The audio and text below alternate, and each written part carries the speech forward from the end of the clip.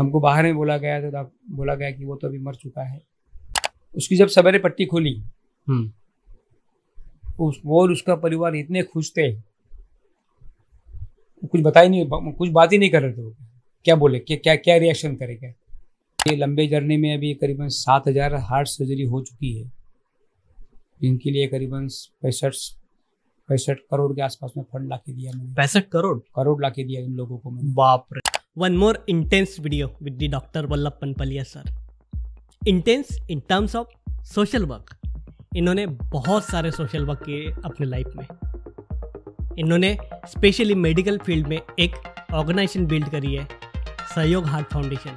इसमें बहुत कम या फ्री में हार्ट सर्जरीज करी है गवर्नमेंट के स्कीम्स को यूज़ करके। अब वो कैसे करे उन्होंने पूरा एक्सप्लेन किया है, काफ़ी इंटरेस्टिंग है।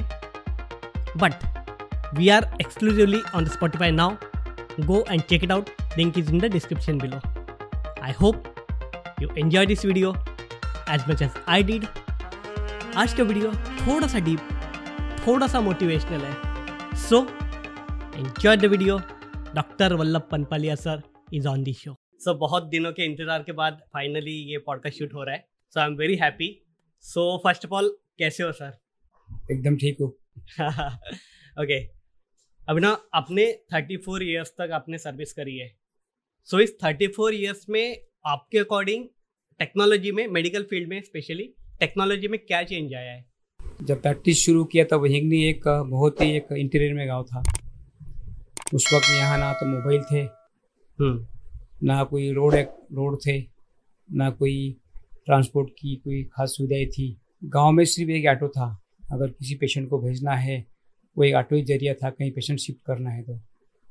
लेकिन कभी कभी वो भी नहीं मिलता था, तो फिर हमारे हिसाब से हमको जो करना था हम वही करते थे। अभी तो टेक्नोलॉजी ऐसी है कि तुम्हारे पास व्हाट्सअप का जरिया है, मोबाइल है, राइट। थोड़ा भी डाउट है आपको तो आप व्हाट्सअप से पिक्चर भेज के आप उनका कंसल्ट ले सकते हो, किसी को पूछ सकते हो। पेशेंट को भेजने के लिए विदिन गाड़ी, गाँव में बहुत सारी टैक्सीज है, बहुत सारी गाड़ियाँ हैं, पर उस वक्त ये सब कुछ नहीं था।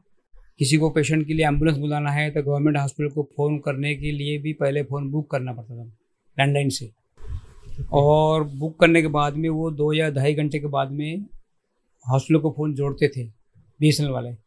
जब भी अपना नंबर आता था फिर हॉस्पिटल से बात करते थे, पेशेंट सीरियस है आप गाड़ी भेजो, लेकिन घंटों घंटों गाड़ी नहीं आती थी। कभी कभी तो गाड़ी आती थी तब तक पेशेंट रहता भी नहीं था। बाप रे। ऐसा भी एक हुआ है मेरे साथ में कि अभी तो बिल्कुल पेशेंट को बोला कि आपको वर्धा कहीं शिफ्ट होना है, मेडिकल कॉलेज में आपको एडमिट होना है, तो विदिन ए मिनट में ऑटो आ जाता है। पहले डिस्पोजेबल नहीं था, हमको हर वक्त इंजेक्शन गर्म करना पड़ते थे। अभी वो सब डिस्पोजेबल आने से हमारा हेडेक कम हो गया। हाँ, पहले वो गर्म करके वो इंजेक्शन उसमें करते थे। ओके। जहाँ मोस्ट ऑफ लोग देहातों में, यहाँ हिंगनी के आसपास में करीबन 22-23 गाँव लगते हैं, कुछ 5-6 गाँव घने जंगलों में भी है। उस वक्त रात में उस जंगल में जाने की हिम्मत नहीं होती थी, रोड नहीं थे, नाले नदियों पे, नालों पे ब्रिज नहीं थे। रात में कोई हमको साइकिल लेके बुलाने आता था तो हम उसके यहाँ जाते थे। हमारे मोटरसाइकिल की डिक्की में सब कुछ रहता था हमारे पास, IV फ्लूइड्स वगैरह सब रखते थे कि वहाँ जाने बाद में क्या सिचुएशन है हमको यहाँ से तो मालूम नहीं पड़ता। तो कभी कभी तो उसको मतलब वहाँ जाने बाद लगा कि इसको तो भाई गैस्ट्रो हुआ है, डिहाइड्रेशन बहुत है, उसको सलाइन लगाया, वहाँ बैठे रात भर उसके घर पे ही सो गए, सुबह आए। ऐसा भी बहुत से बार हुआ है। मतलब एक साथ में आपको सारा किट लेके जाना पड़ता सारा पूरा बिल्कुल। गाड़ी में मोटरसाइकिल था बड़ा, बिल्कुल मेरा वजन था 50 किलो, गाड़ी का वजन था 200 किलो। ओके। अच्छा, तो आपको इस मेडिकल फील्ड में कैसे इंटरेस्ट आया? मतलब आपने why do you choose this? मैंने 78 में मैं 12वीं JB साइंस से हुआ। होने के बाद में मेडिकल में जाना तो कोई संभव नहीं था। उस वक्त प्राइवेट मेडिकल कॉलेज भी नहीं थे।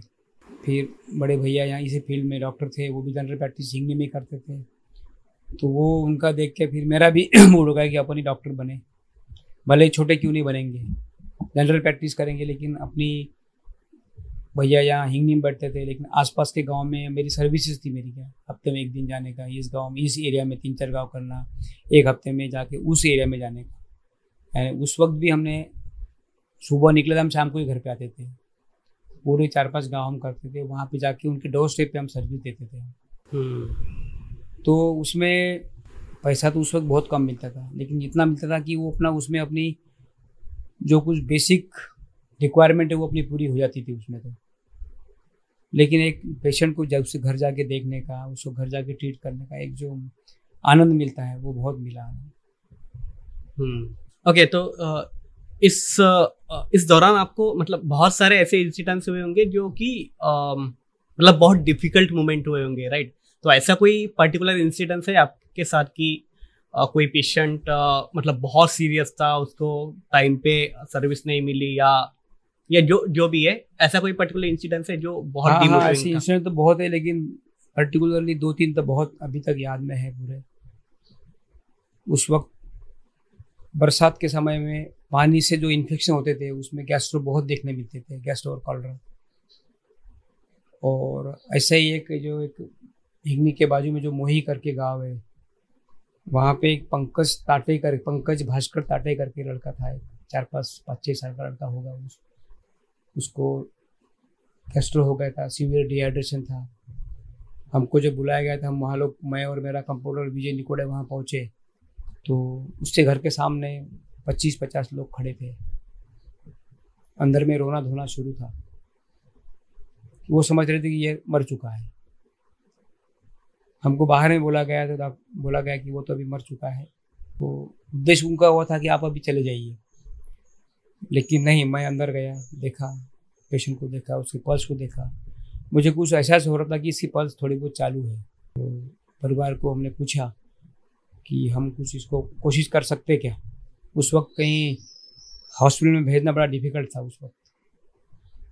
तो बोले भी करो, जो करना है करो बोले। तो हमने उसको मेरे ज़िंदगी में मैंने एक साथ में 2 हाथों को सलाइन लगाई।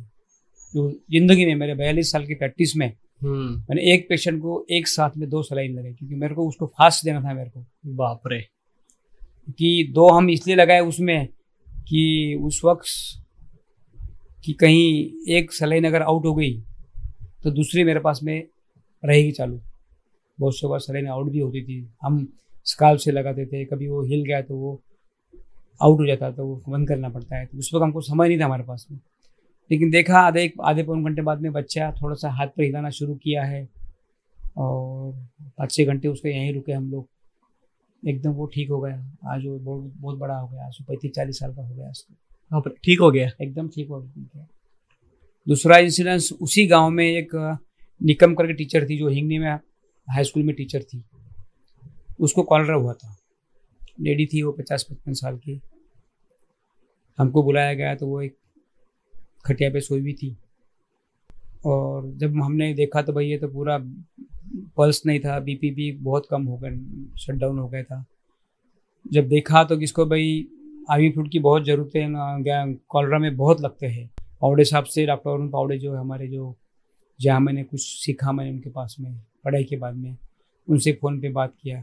वो भाई को 35 से 40 बॉटल सलाइन लगी। बाप रे! पूरा गांव देखना था बिल्कुल। हमको बोला गया था कि 8 आवर्सली फ्लैजिल IV देंगे, एजेंटामाइसिन 12 आवर्ली, और IV फ्लूइड कंटिन्यू चालू, अल्टरनेट, कभी रिंगर था कभी NS, ऐसा हमने उसको ठीक किया उसको। एक उसी गांव में एक 22-23 साल का लड़का भोजराज पवार, ये गांव में भीख मांग रहा था। मैं पूछा गांव वालों को, ये भीख क्यों मांग रहा है? तो बोले इसकी दोनों आंखों से अंधा है। जब उसके बाद जाके देखा, उसको सिर्फ आंखों में कैटरेक्ट था, मोतियाबिंदु। उसको दूसरे दिन गांव बुलाया, उसको बरधा ले गए साथ में, डॉक्टर को दिखाया, जो उन्होंने बदल किया, जो आई स्पेशलिस्ट आज भी है। वो बोले ये इसको मोतियाबिंदु है, बोले ये ठीक हो सकता है, बोले इसके मोतियाबिंदु निकल गया तो ये सब पूरे इसको दुनिया दिख सकती है। बोले गांव में से पैसा इकट्ठा किया, हमारे दोस्तों लोगों ने पैसा दिया, कुछ जो थोड़ा बहुत अमाउंट लगता था उस ऑपरेशन के लिए उन्होंने काफ़ी कुछ पैसा कम किया। तो सेकंड डे उसको आंखें दिखने लगी। बाप रे! जो रोड पे उसको आंखें आ गई। वो अभी 2-3 साल पहले उसकी डेथ हुई, और कोई बीमारी से, यानी उसको 30 साल तक रोशनी मिलती, 32 साल उसको रोशनी मिली उसको। बाप रे! बाद में उसकी शादी हुई, बच्चे हुए, सब हुए। वो एक काजड़ी के बाजू में एटवई करते गांव, उस गांव का था वो। मतलब पूरी लाइफ ही चेंज हो पूरी गई। लाइफ चेंज हो गई। लोकमत के जो वार्ताहर मेरे यहाँ आए थे उन्होंने बहुत अच्छा है उसमें पेपर में आरटीए हेडिंग दिया था उन्होंने। तब्बल 12 वर्षानंतर याच्या जीवनात बाहर आली। 12 साल से अंदर था वो। ये तो कोई मिराकल ही होगा, मतलब मिराकल ही है। एग्जैक्ट हमको मालूम था अभी, और हमको लगता था कि ये अगर कोई रहता दूसरा तो क्या बोलता था, मेरे लोग क्या करना, भीख मांग रहा, लेकिन मेरे से नहीं देखा गया। मैं गया उसके पास में, देखा, और उसको सेकंड डे उसको वर्धा बुलाया। उसको आय स्पेशलिस्ट से पूछताछ की।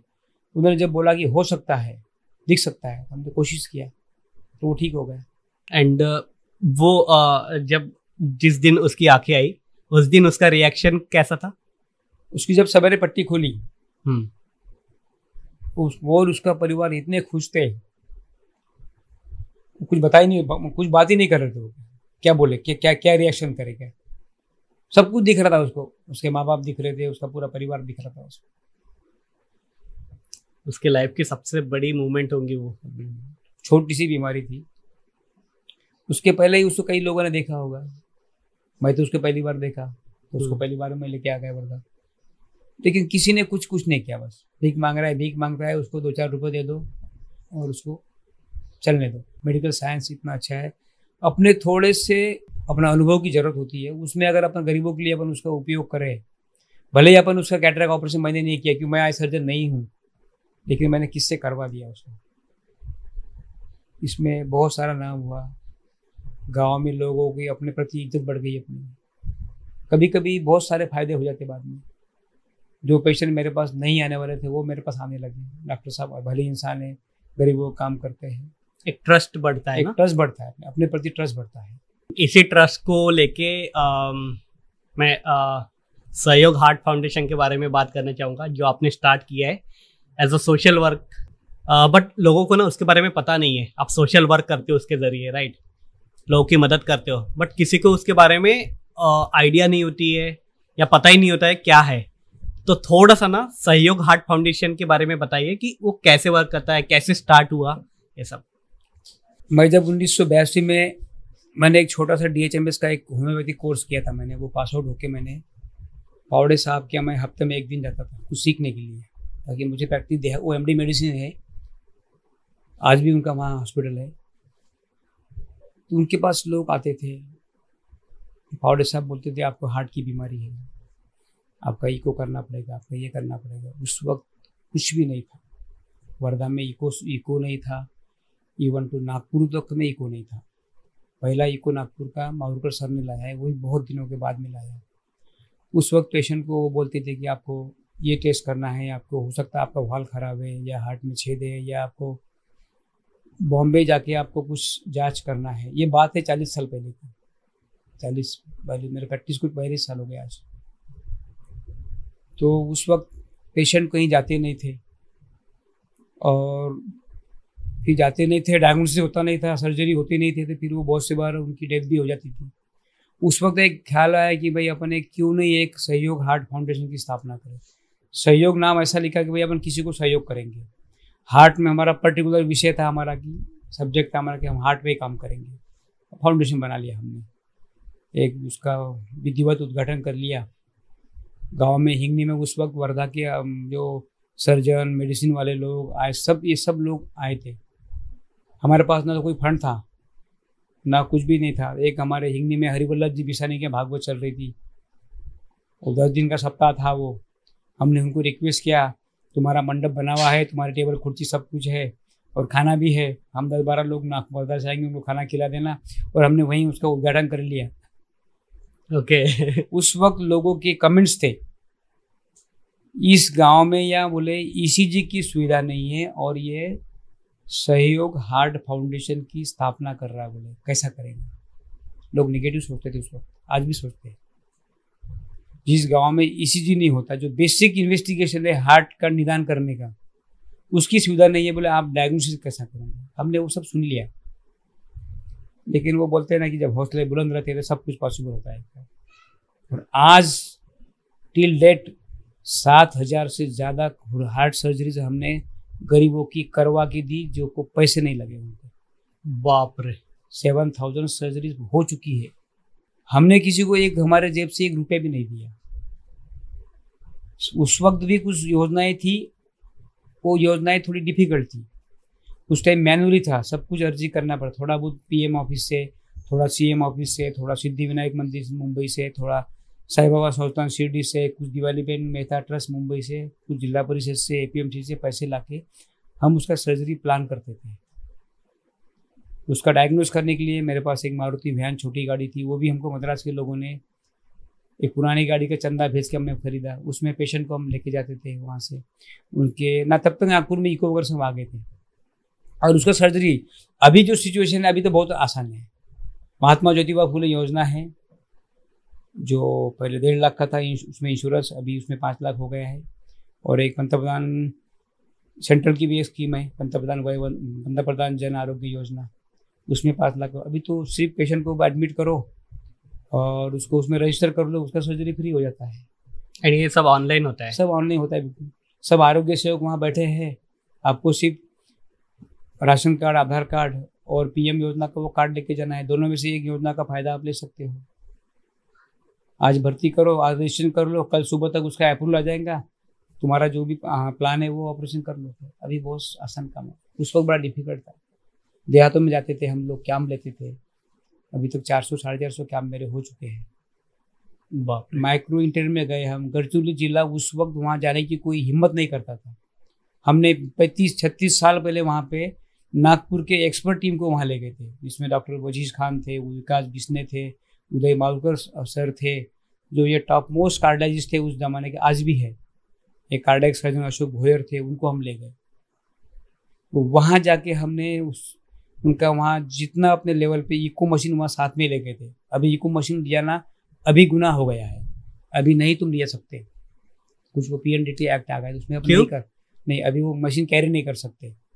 जिस जगह मशीन को परमिशन दिया है उस जगह से बाहर उसको अपन तुम नहीं दे सकते। अच्छा, वो परमिशन बेस्ड रहता है? हाँ, नहीं, उसको भी एक पीएनडीटी एक्ट करके आया वो, उसमें उसका गलत यूज होने लगा था, तो इसलिए गवर्नमेंट ने स्ट्रिक्ट कर दिया अभी। एक बार पेशेंट मिल गए, उनको भी डॉक्यूमेंट की लिस्ट देते थे हम, आपको ये डॉक्यूमेंट तैयार करना है, इनकम सर्टिफिकेट, रहवासी दाखिला, आधार कार्ड था ही नहीं उस वक्त।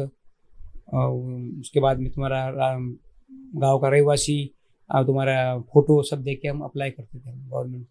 पैसे आने बाद उसको कॉल करके उसको एडमिट की सर्जरी करते। स्थापना ऐसी हुई कि भाई कि ये लोगों को अपन कुछ तो करेंगे। महाराष्ट्र या विदर्भ तो बहुत बड़ा है, हम सबको हेल्प नहीं कर सकते, लेकिन कुछ लोगों तो हेल्प कर सकते हैं। लोगों को कैंप इसलिए लिए उस वक्त, ज़्यादा कैंप इसलिए लेते थे हम कि हमारे बारे में लोगों को कुछ मालूम नहीं था हम क्या कर रहे हैं। हमारी शुरुआत थी, एक उद्देश्य वो भी था, और एक कुछ सोशल एक्टिविटी करके भी हमें लेना चाहिए। बड़े बड़े लोग थे वो, उनका भी हमने संडे हमने साथ में लिया। हम उनका जो संडे ऑफ था उनका भी संडे हमने लिया, हमने उनके लिए महीने में एक बार हम बाहर उसको लेके निकलते थे।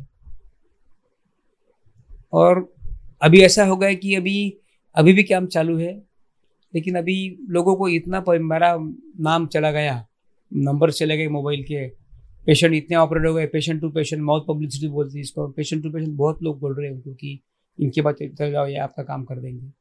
बहुत से लोग आते। मैं तो कोई कार्डियोलॉजिस्ट नहीं हूँ, डायग्नोस करता है, मेरे पास तो डायग्नोस केस आते हैं, क्या करना करके हम उनको क्या, जहाँ गवर्नमेंट की स्कीम लागू है वहाँ उसको हम लेके जाते हैं, उसका वहाँ पे रजिस्ट्रेशन कर लेते हैं महात्मा फुले में, और सर्जरी प्लान उसको हो जाता है। बहुत ईजी काम होगा अभी तो। अच्छा, तो इसमें जो एंड पेशेंट रहता है आपके जो स्कीम के थ्रू या जो फाउंडेशन के थ्रू, तो पेशेंट को बहुत कम पैसा लगता है या कुछ भी नहीं लगता, या कैसे? कुछ भी नहीं 90 पेशेंट को कुछ भी नहीं लगा, क्योंकि उनके पास देने कुछ था ही नहीं। तो हार्ट सर्जरी फ्री में होती है? फ्री हो गया। फ्री मीन्स उसको नहीं पैसा लगा। पहले ओपन हार्ट सर्जरी को 50,000 के आसपास में खर्चा लगा, अभी जो 2 लाख पे चला गया। उस वक्त हम अर्जी करते थे पीएम ऑफिस, सीएम ऑफिस, जिला परिषद, कृषि उत्पन्न बाजार समिति, दिवालीबेन मेहता ट्रस्ट मुंबई, साईं बाबा संस्थान शिरडी, सिद्धिविनायक मंदिर गणपति ट्रस्ट मुंबई, ये सब जगह से पैसा करीबन उतना आ जाता था। थोड़ा बहुत कम रहा तो हॉस्पिटल को रिक्वेस्ट करते थे कि आप थोड़ा इसमें पैसा कम करो। सर्जन को बात, जिसका पैसा थोड़ा कम आया है और पेशेंट के पास कुछ नहीं है, सर्जरी तो करना है, कैसे करोगे फिर क्या? फिर पैसा नहीं करो तो पैसा 6 महीने के कि बाद में अपना वो चेक कैंसिल हो जाते थे पूरे उस वक्त, अभी 3 महीने में कैंसिल होते हैं। तो फिर हम रिक्वेस्ट करते डॉक्टर कि आपकी फ़ीस कम कर दो, एनासिटीज़ की बोलते तुम्हारी फ़ीस कम कर दो, हॉस्पिटल चार्ज, ऐसे उसको कभी हमने ऐसा हुआ नहीं कभी। पैसे आए, पेशेंट ऑपरेशन को तैयार है, उसका ऑपरेशन वैसा कभी हुआ नहीं, उसको हमने ऑपरेशन करके ही भेजा। बहुत से कम लोगों ने थोड़ा बहुत पैसा दिया है जो दे सकते थे भाई। अब बार बार हम सबको नहीं बोल सकते थे कि तुम्हारी फ़ीस कम करो। कुछ लोगों से जो वैसे हमको थोड़ी आइडिया आ जाती थी, 5-10 हज़ार उन्होंने देखे, लेकिन पैसा का व्यवहार सब पूरा जो कुछ हुआ वो हॉस्पिटल से हुआ है। हमारे ट्रस्ट से हमने कभी एक किसका पैसा नहीं लिया, नहीं कभी पैसा हमने हमारे यहाँ बुलाया नहीं, और कभी पैसा हमको गवर्नमेंट हमने को भेजने का कोई क्वेश्चन नहीं कुछ। जहाँ जिस अस्पताल का एस्टिमेट रहता था उसी जगह पैसे आते थे, वहाँ जमा होते थे। एक पेशेंट को कॉपी आती थी एक पत्र की, भाई आपका ये चेक नंबर हमने वहाँ भेजा है, तो पेशेंट को भी मालूम रहता था कि अपने पैसे दवाखाने में कितने जमा हुए और अपने को खर्चा कितना है, ये सब उसको मालूम रहता था। पूरा ट्रांसपेरेंट काम था पूरा। तो इस स्कीम को रजिस्टर करने में अराउंड कितना टाइम लगता है? कुछ नहीं है, पेशेंट को हॉस्पिटल में चले जाओ, एडमिट जैसे एडमिट हो जाएगा उनको आईपी नंबर मिल जाएगा। आईपी नंबर के बाद में एक आपको क्या डिसीज है आपको एक ये मिल जाता है अपने को सर्टिफिकेट, वो लेके आरोग्य मित्र के ऑफिस चले जाओ। जहाँ हॉस्पिटल में रिकॉग्नाइज किया वहाँ पे आरोग्य महाराष्ट्र गवर्नमेंट ने आरोग्य मित्र की वहाँ पे एक ऑफिस रहता है, वहाँ पे हॉस्पिटल का जो फ्रंट एरिया है उसमें ऑफिस रहता है, उसमें सब लिखा रहता है, महात्मा ज्योतिबा फुले ऑफिस लिखा रहता है उसमें आरोग्य मित्र रहते गवर्नमेंट के। वो सब आपको गाइड करके आपके डॉक्यूमेंट्स लेते हैं, वो राशन कार्ड लेते हैं, आधार कार्ड लेते हैं, हॉस्पिटल का एक पत्र लेते हैं उसको क्या करना है, तो वो अप्रूवल के लिए वो भेज देते हैं ऑनलाइन। तो विधि ने 8-10 घंटे या मॉर्निंग तो आज दिया तो मॉर्निंग तक आ जाता है, या कभी किसको इमरजेंसी है तो टेलीफोनिक भी अप्रूवल अपने ले सकते हैं। ओके। अगर किसी को हार्ट अटैक हुआ है और उसको अभी के अभी एंजियोप्लास्टी या ये कुछ प्राइमरी एंजियोप्लास्टी करना है तो उसको रात को देखेंगे एंजियोप्लास्टी का, उस वक्त टेलीफोनिक भी है। एंड कब स्टार्ट हुआ था ये गवर्नमेंट के स्कीम्स? ये स्कीम ये स्टार्ट हुई 2012 में। इसका नाम पहले था जीवनदायी आरोग्य योजना, वो पहले ऑफलाइन थी। उसके बाद में इसका नाम फिर वो उसको ऑनलाइन किया, फिर नाम दिया राजीव गांधी योजना। वही है योजना में कोई उसका जो बेस है उसमें कोई फर्क नहीं किया उन्होंने। सहयोग हार्ट फाउंडेशन के अलावा आप किसी और फाउंडेशन से जुड़े हो क्या? नहीं, मैं हमारा एक माहेश्वरी संगठन है अभी, विदर्भ माहेश्वरी विदर्भ प्रादेशिक माहेश्वरी संगठन, जो ये 11 जिलों का संगठन है। इसमें हमारे परिवार के हमारे समाज के 12,800 परिवार है। उनकी एक हेल्थ कमेटी है, स्वास्थ्य समिति है। ऐसे हमारे उस हमारे संगठन में बहुत सारी समितियां हैं, उसमें एक स्वास्थ्य समिति भी है, तो उसमें अध्यक्ष उस स्वास्थ्य समिति। ये लंबे जर्नी में अभी करीबन 7,000 हार्ट सर्जरी हो चुकी है, इनके लिए करीबन 65 करोड़ के आसपास में फंड ला के दिया मैंने। 65 करोड़ ला के दिया इन लोगों को मैंने। बाप रे। मेरे पास आज भी उनके से डॉक्यूमेंट्स है। गवर्नमेंट से कभी गवर्नमेंट से झगड़ा नहीं करना पड़ता था। पहले ऑफलाइन था ना, पैसे भेजने में देरी होती थी, कभी फोन भी। कुछ नागपुर में कुछ माता कचहरी में जीवनदायी का ऑफिस था, वो सब मैनुअली था, मदा की अर्जी पहुँचाना पड़ते थे। 2 दिन बाद में मीटिंग होती थी, उस मीटिंग में से सैंक्शन होने बाद सैंक्शन लेटर लाना पड़ता था। जब तक सैंक्शन लेटर नहीं आता अस्पताल उसको भर्ती नहीं करते थे। अभी अलग सिचुएशन है, अभी पहले भर्ती हो, आईपी नंबर लो और आरोग्य सेवक तुम्हारा रजिस्ट्रेशन करेगा, आपका फ्री हो जाएगा। उस वक्त हमको झगड़ना ही पड़ा, हमको सर लेट क्यों कर रहे हैं, छोटे छोटे कारणों से अर्ज रिजेक्ट करते थे वो। सर ये पेशेंट को अमाउंट रिलीज कर, सैंक्शन पत्र निकाल दो, ये जो तुम्हारे डॉक्यूमेंट जो 1-2 कमी है हम आपकी पूरी कर देंगे। ये अभी भी ये गवर्नमेंट की स्कीम इतनी अभी भी ये काफ़ी लोगों को मालूम है, लेकिन अभी भी मेरा ख्याल ऐसा है कि जो कुछ ये लोग माइक्रो इंटर में रहते हैं अभी भी उनको ये स्कीम के बारे में ज़्यादा जानकारी नहीं है, जो कि पता चलनी चाहिए। उनको पता चलना चाहिए उसको। वो पता चलने के लिए अभी ये पता कर गवर्नमेंट ही ये कुछ कर सकती है, हम कहाँ जाएंगे। ओके। तो अभी ना chronic diseases like heart disease हो गया, डायबिटीज हो गया या ओबेसिटी, ये बहुत बड़ा कॉन्सर्न बन गया है। तो इसको प्रिवेंट करने के लिए हमारी लाइफस्टाइल कैसे होनी चाहिए अकॉर्डिंग टू यू? इसको क्योंकि मैं तो जनरल प्रैक्टिस करता हूँ यहाँ पे। इन डिसीज़ के जवाब जो है ये जो कार्डियोलॉजिस्ट देते हैं आराम से अच्छी तरह दे सकते हैं, मेडिसिन दे सकते हैं, लेकिन हम लोग उनसे कुछ सीख लिए हैं। हम लोगों को प्रैक्टिस में लोगों को बोलते हैं कि एक 40 साल की उम्र होने बाद मैं उनको हरदम बोलता हूँ कि आप अपना बीपी चेकअप करते रहिए, भले ही आपको नहीं है आज नहीं है इसका मतलब कल होगा नहीं होगा ऐसा नहीं है। बीपी चेकअप करते रहिए, हम कोई उसका चार्ज नहीं करते हैं। हमको कहीं साल में 3 बार 4 बार शुगर टेस्ट करो, जो आजकल हमारे ओपी लेवल में आराम ग्लूकोमीटर से आराम से कर सकते हैं अपन। डायबिटीज़ है, डायबिटीज़ है, उसका कोई इलाज नहीं है। उसका इलाज एक ही दवा लो, और थोड़ा बहुत सवेरे मॉर्निंग वॉक किया है, खाने में थोड़ी परहेज़ किया है, मीठा नहीं खाया है, जो खाना 2 बार खाते उसको 3 बार खाए, तो वो डायबिटीज़ की गोली का डोज कम लेना पड़ेगा। एक समय में मतलब ज्यादा खाना खाने से अच्छा पूरा भरपेट नहीं खाने का। एक साथ जितना खाओगे उतना शुगर तुम्हारा बढ़ेगा आफ्टर ओके उसको ब्रेक डाउन 1.5 घंटे बाद में उसको ब्रेक करके खाइए तो वो बढ़ेगा, लेकिन वो एक साथ नहीं पूरा बढ़ेगा। और थोड़ा सवेरे घूमते रहो, थोड़ा सा टेंशन से दूर रहो। ओके तो आपने हिंगनी में बहुत साल तक सर्विस करी है, तो आपका हिंगनी का एक्सपीरियंस कैसा था, थोड़ा सा एक्सप्लेन कर सकते हो? करीबन करीबन 40 साल 42 पढ़ने के 4 साल मैं यहाँ से अप डाउन करता था मैं बस से। उस वक्त वर्धा में रूम लेके पढ़ाई करो संभव नहीं था, पैसे नहीं थे, तो यहाँ से बस सुविधा थी, वो सुबह बस से जाने का, रात की आखिरी बस से आने का, ये हमारा शेड्यूल था उस वक्त। बहुत से बच्चे अप डाउन करते थे पढ़ने के लिए, सुबह जाने का शाम को जाते थे। तो 4 साल पढ़ाई के मैं 82 में जब मैं पास आउट हुआ तो 1 साल तक मैं बाहर था, लेकिन उसके बाद में मैं हिंदी प्रैक्टिस शुरू किया। भैया यहाँ थे, भैया अपने क्लिनिक में बैठते थे और मैं उनके एब्सेंटी में बैठता था, और आसपास में जो देहात थे हमने एक 4 जोन बनाए थे हिंगनी के। उस 4 जोन में 4 दिन, एक जोन में कभी बड़ा जोन में 2 दिन जाने का, जैसे मंगलवार गए तो फिर गुरुवार जाने का, ऐसे हम प्रैक्टिस करते थे वहाँ। तो उस वक्त हम उनको वहाँ पे सर्विसेज दिया मैंने। उस वक्त हिंगनी बहुत अच्छा था, पहाड़ों से पूरा घिरा हुआ था, बिल्कुल लोग अच्छे थे, रिस्पेक्ट बहुत था उस वक्त।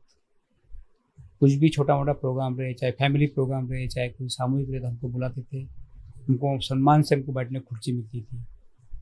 आज वो चीज़ नहीं है, आज वो सम्मान खत्म हो गया है, क्योंकि इसके लिए कुछ लोग हम भी जवाबदार हैं। हमने अभी हम अभी कुछ थोड़ा कमर्शियल होते जा रहे हैं। अभी सेवा कुछ लोगों में आज भी सेवा जिंदा है, लेकिन सेवा अभी थोड़ा धीरे धीरे कम हो रही है। पैसा कैसा मिलेगा वो अब सबका ये हो गया है। मोबाइल नहीं थे, लैंडलाइन फ़ोन 2-2, 3-3 घंटे लगते नहीं थे। कभी कभी लाइन चली गई हिंगनी की तो 2-2 दिन लाइन नहीं आती थी, 3-3, 4-4 दिन सब पूरी लैंडलाइन टेलीफोन सब पूरे बंद हो जाते थे। ये सब समय देखा मैंने। बारिश भयंकर होती थी हिंगनी में, कि जिसको हम झड़ बोलते हैं मराठी में, कंटिन्यू पानी 15-15, 20-20 दिन मैंने झड़ देखा हमने। बाप रे, भैया इतना बारिश था कि कंटिन्यू पानी बिल्कुल। लोग भैया बोलते थे दवाखाना क्यों खोलता, दवाखाना खोले मत बोलते, आज बोलते जो लोग घर पे आएंगे उनको देख लेंगे, बोलते ये आपने को लोग घर पे बुलाने वाले हैं, बोले ये बारिश में कौन आएगा। अभी तो वेदर भी सब पूरा चेंज हो गया है। आज भी पुराने लोग मिलते हैं, मजा आता है, अच्छा लगता है। अच्छा तो इसके अलावा हिंगनी में आपने और भी कुछ किया है, उसके बारे में कोई एक आध इंसिडेंस बता दो। इंसिडेंस तो 2 है। हिंगनी में एक प्राइमरी स्कूल है जहाँ गरीबों के बच्चे पढ़ते हैं, 1ली से 4ठी तक। और ये हिंगनी ब्लॉक में करीबन मेरे हिसाब से 14-15 स्कूल है। मैं जब स्कूल में कभी कभी जाता हूँ, मैं एक बार देखा तो मैंने यहाँ पे स्कूल में सफिशिएंट पंखे नहीं थे जितने चाहिए। एक हॉल, बड़े बड़े हॉल थे, पंखे नहीं थे, एक पंखा लगा था, कहीं रूम में पंखा ही नहीं था। बच्चे पूरे एक पंखे एक जगह पूरा क्राउड करके एक जगह ही बैठे थे। तो जो हिंगनी ब्लॉक के जो एक हेडमास्टर है, जिसको हम ब्लॉक का बॉस बोलते हैं, उनको एक बार मैंने पूछा, हमने सर तुमसे रिक्वायरमेंट कितनी है, मेरे को कुछ स्कूल में, गवर्नमेंट स्कूल में मुझे जहाँ छोटे बच्चे पढ़ते हैं वहाँ पंखे लगाना है। तो सर ने पूरा हिसाब किताब निकाल के, डॉक्टर साहब बोले करीबन 50 पंखे, 50 ट्यूबवेल जरूरत है। हमने और एक काउंटर कंपनी से बात करके एक काउंटर के अच्छे ब्रांडेड पंखे हमने, जो हाई स्पीड नाम से आता है, वो हमने उनको 51 पंखे काउंटर के और 51 ट्यूबलाइट दिए। एक छोटा सा कार्यक्रम दिया डॉक्टर अरुण पावड़े के हाथ से। उनको सबको, जो भी स्कूल के जो आसपास की जो हेडमास्टर आ गए थे, वो सबको बुरांडे सर ने अपने हिसाब से उनको उसका वाटअप कर दिया उसको कि आपको 2 लेके जाओ, आपको 3 चाहिए लेके जाओ। ये कोविड चालू होने से पहले एक बार मैं स्कूल में गया था, तो लोग बच्चे, छोटे छोटे बच्चे जो गरीबों के पढ़ते हैं वहाँ पे, वो स्कूल में एक टाका बना हुआ था, उसमें कुएं का पानी आता था। टाकों के ऊपर में सिर्फ टीन रखे थे और वो बच्चे उसमें नल रख के पानी पी रहे थे, उससे पानी पी रहे थे, वो पानी पी रहे थे। लेकिन उसकी सफाई वगैरह सब होती थी, उसमें कुछ ब्लीचिंग पाउडर सब लोग डालते थे। वो डालते थे इसीलिए बच्चों को इन्फेक्शन हुआ नहीं है, ऐसा कोई कभी इंसिडेंट हुआ नहीं बड़ा। वो उतनी वहाँ के हेडमास्टर ने उसकी प्रिकॉशन लिया, वहाँ पे जो स्टाफ था उसने सब किया। वो मुझे ऐसा दिमाग में आया कि अपन क्यों नहीं इस बच्चों को एक ठंडे पानी की मशीन लगा दे वहाँ पे, जिसको वाटर कूलर बोलते हैं अपन, और उसके साथ में अपन एक वाटर फिल्टर भी लगा दे वहाँ पे। अभी सोचा कि बच्चे 130-40 बच्चे हैं, तो इनको तो छोटा वाटर कूलर तो काम नहीं करेगा। हमने 2 नल का बड़े साइज़ का लिया हमने, जिसकी कॉस्ट थी करीबन 45,000 रुपये। और सर को बोला, सर हमको ये, हम आपको एक प्रोजेक्ट मैंने ले लिया। उस प्रोजेक्ट को करीबन हमने 60 से 65,000 का खर्चा हमने टेंटेटिव रखा था, हमने इतना खर्चा कमाएगा। जिस दिन मैंने ये घोषणा किया उस दिन मेरे पास 1 रुपये भी नहीं था। देखा जाएगा, बोला मित्र लोग बहुत है, परिवार बड़ा है, कुछ मैं हूँ, कुछ भाई साहब है, कहीं ना कहीं से कंट्रीब्यूशन कर लेंगे। कुछ गांव में के लोगों से भी लिया। वहाँ पे मशीन रखने के लिए हमको कहाँ रखे, नीचे रखना पॉसिबल, नीचे रखना नहीं सकते थे, नहीं। वहाँ हमने उसको ओटा बनाया, हमने एक बीट का ओटा बनाया, उसको छपाई किया, उसको टाइल लगाई। वहाँ पे पानी का कनेक्शन लेके आए दूर बाजू वाले बिल्डिंग से, स्कूल की 2 बिल्डिंग है ना, तो लगाना इस बिल्डिंग में था, तो वहाँ तो वाटर सप्लाई था नहीं। वो वहाँ वाटर सप्लाई लाया, वहाँ पे करंट भी नहीं था, इलेक्ट्रिसिटी नहीं थी उस जगह पे, वहाँ से वहाँ पे सप्लाई ले गए, वहाँ पे एक बोर्ड डाला वहाँ पे। तो ये सब कुछ करके हमने मशीन इंस्टॉल किया। और तब बच्चे वहाँ गर्दी बहुत करते थे, सब बच्चे का लंच टाइम एक ही था तो गर्दी बहुत करते थे, फिर वो मशीन के सामने बहुत भीड़ करते थे। तो हमने उनके लिए भी सोचा भाई, इनके लिए अपन एक प्लास्टिक की अच्छी मिल्टन कंपनी की हेवी बॉटल, जिसको हम पेड बॉटल नहीं है, अच्छी उसका जाड़ा प्लास्टिक आता है, करीबन 70 रुपीज़ उसका MRP था। हमने मिल्टन से बात किया, नंबर थे नागपुर वाला ऑफिस से, उन्होंने हमको no cost no profit no loss में हमको वो हिंगनी गैरेज से उन्होंने भेज दिया। उनको हमने पेमेंट दे दिया। 160 बॉटल यहाँ आई थी, 130 से 40 बॉटल हमने उनको, हर बच्चे को आधे लीटर की बॉटल दिया हमने। इसके लिए सर मोटिवेशन कहाँ से आता है? किसी चीज़ से तो इंस्पायर्ड होते होंगे आप? हमारे ये, मुझे तो मेरे पिताजी से मिला, परिवार से मिला सब कुछ। उस वक्त दुष्काल बहुत होता था, पहले पानी होता नहीं था, मजदूरों को पास मजदूर नहीं थी, पैसे नहीं थे, तो पिताजी उनको अनाज बांटते थे, जो अपने पका है लेके जाओ। ये सहयोग का जो जन्म हुआ एक्चुअली वो पावड़े हॉस्पिटल में हुआ, पावड़े वहीं की उनकी कल्पना पूरी है। सब मेन मोटिवेशन मुझे वहाँ से मिला, ऐसा अपन ने करना चाहिए, अपन वल्लभ ऐसा कर सकते हैं, तू समाज सेवा, तेरे को इंटरेस्ट है, तू ये चीज़ें सब कर सकता है। So sir, one last question. आपने इतने साल तक इस फील्ड में हो, आपने बहुत सारे पेशेंट्स देखे, बहुत तरह की बीमारियां देखी। सो आप अगर सोसाइटी को कोई मैसेज देना चाहोगे तो वो क्या होगा?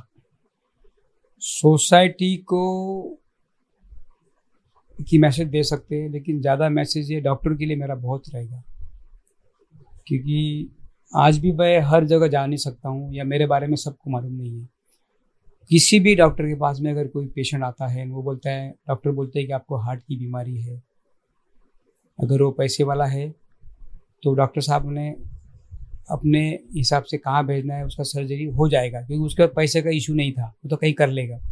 लेकिन जो ऐसे कुछ पेशेंट आपके आते हैं कि जो बोलते हैं कि आप बोलते हो कि ऑपरेशन आपको करना पड़ेगा, आपकी रिपोर्ट ऐसे हार्ट के बारे में अच्छे नहीं है, ऐसे पेशेंट को एक तो सर्जरी उसका आपको कोई भी नियरेस्ट महात्मा ज्योतिबा फुले का जो हॉस्पिटल है, जो रेगन हॉस्पिटल है, वहाँ उसको भेज के उसका सर्जरी आप करवा दो। या अगर आपसे ये नहीं होता है, आपको समय नहीं है, तो आप उसको मेरी तरफ भेज दो, मैं आपका पेशेंट सर्जरी करके आपकी तरफ फिर से भेज दूंगा। और कुछ सोसाइटी के लोगों, गांव में भी लोगों को मालूम रहता है कि ये छोटे गांव में जनरली मालूम रहता है कि भाई इस आदमी के बच्चे को बीमारी है। तो ऐसे लोगों को कहीं मालूम है तो उन लोगों ने ही मेरी तरफ पेशेंट को भेज देना चाहिए। पेशेंट मैंने मेरे तरफ से आके ऑपरेट किया या किसी डॉक्टर ने ऑपरेट किया, इसको वैल्यू नहीं है, इसको महत्व में देता नहीं। इम्पॉर्टेंट ये है कि उसका सर्जरी होना चाहिए। डॉक्टर्स अगर समाज से कुछ अपेक्षा रखता है अपनी कि मेरे को मान सम्मान मिले, तो कुछ उनको अपने को देना पड़ता है। जैसे उसको कुछ उसके लिए, उसके प्रति कुछ, उसको कुछ, जो तुम्हारा मेडिकल फील्ड है उसको कुछ अपनी तरफ से जो कुछ दे सकते हो, सुविधा है। पैसे नहीं है तो उसको आप उधार दे दो, उसको कुछ तो भी हेल्प करो उसकी, वो आपको कभी नहीं भूलेगा। सहयोग ने भला ही ज़्यादा पैसा नहीं दिया, लेकिन सहयोग ने नाम बहुत दिया मुझे। ओके सर, बहुत मज़ा आया आपके साथ, बहुत कुछ सीखने मिला। आपके जो एक्शंस है, आपके थॉट्स बहुत यूनिक है एंड आई होप कि बाकी भी लोगों के थॉट्स ऐसे हो जाए तो दुनिया बहुत सही में बहुत बढ़िया हो जाएगी, सबको हेल्प होगी। जिनको नहीं पता उनको पता चलना चाहिए, जिनको हेल्प हम कर सकते हैं उनको हेल्प होनी चाहिए। डेफिनेटली आपने वो किया है। आई होप हम फिर से मिलेंगे, फिर से कई नए टॉपिक में। तब तक के लिए thank you sir, thank you so much. तो ये था आज का video doctor Vallabh Panpaliya sir के साथ। आई होप आप सब ने काफ़ी कुछ सीखा होगा। दोस्तों, जब भी हम कहीं सोशल वर्कर से मिलते हैं ना, तो ओवरवेल्म हो जाते हैं, एक पॉजिटिविटी फील करते हैं एंड वही सेम मैंने वीडियो में फील करी है एंड आई होप आप सब ने भी फील करी होगी। दोस्तों, stay tuned for the next video. Stay happy, stay blessed, keep smiling. Thank you so much.